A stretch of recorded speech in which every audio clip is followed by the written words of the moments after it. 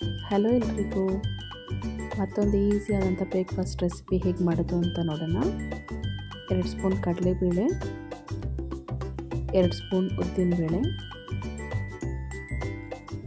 ಸ್ವಲ್ಪ ಜೀರಿಗೆ, ಮೆಣಸು, ಇದಿಷ್ಟನ್ನು ಡ್ರೈ ರೋಸ್ಟ್ ಮಾಡ್ಕೋಬೇಕು.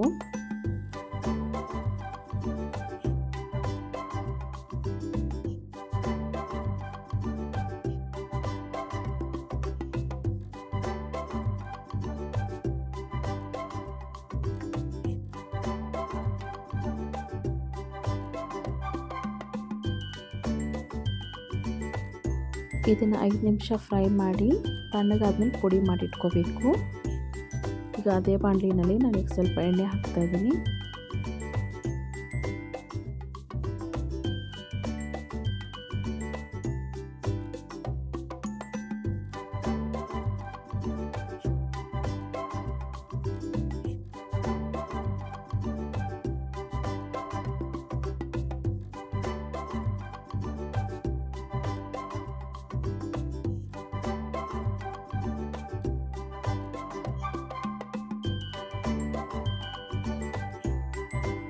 ಎಣ್ಣೆ ಬಿಸಿ ಆದಮೇಲೆ ಸಾಸಿವೆ, ಕಡಲೆಬೇಳೆ ಮತ್ತು ಕಡಲೆ ಬೀಜ,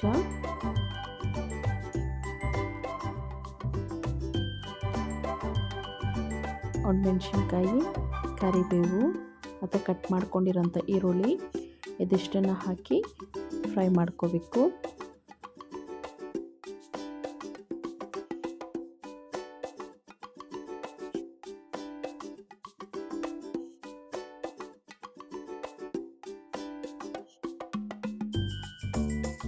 ಈಗ ನಾನು ಕಟ್ ಮಾಡ್ಕೊಂಡಿರೋಂಥ ಬೆಳ್ಳುಳ್ಳಿನ ಆ್ಯಡ್ ಮಾಡಿದ್ದೀನಿ.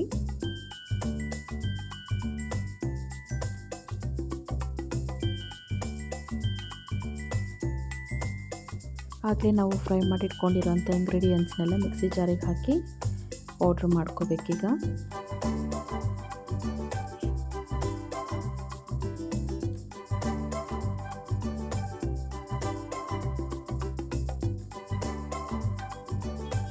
ಈಗ ಆ ಮಸಾಲೆನ ಆ್ಯಡ್ ಮಾಡಿ ಫ್ರೈ ಮಾಡ್ಕೋತಾ ಇದ್ದೀನಿ.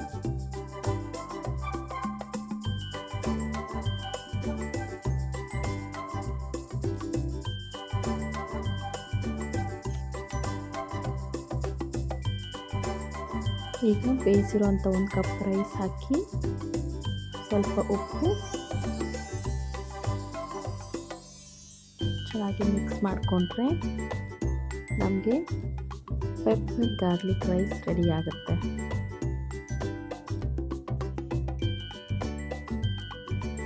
ನೀವು ಮನೆಯಲ್ಲಿ ಈ ರೆಸಿಪಿನ ಟ್ರೈ ಮಾಡಿ. ಇಷ್ಟ ಆಗಿದ್ರೆ ವಿಡಿಯೋ ಲೈಕ್ ಮಾಡಿ, ಶೇರ್ ಮಾಡಿ, ಕಮೆಂಟ್ ಮಾಡಿ. Thanks for watching. Bye bye.